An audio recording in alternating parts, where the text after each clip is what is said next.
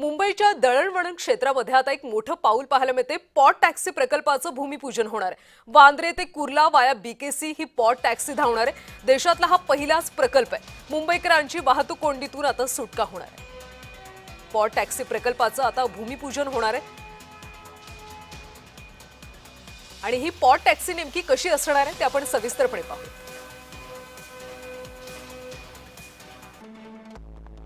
तर याची एकूण लांबी 8.85 किलोमीटर आहे। एकूण स्थानक यामध्ये 22 आहे।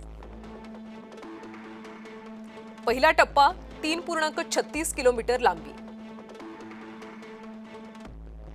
पहिला टप्पा जोडणी वांद्रे ते कुर्ला अशी ही पहिली पॉट टॅक्सी धावेल। पहिल्या टप्पा स्थानकामध्ये Kurla, LBS road, MMRDA pay and park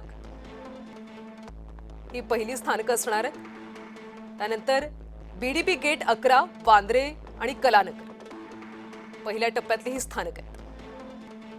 जुनी एमएमआरडीए इमारत, उत्पादन शुल्क विभाग अशा मार्गाने ही पहिली पॉट टॅक्सी धावेल।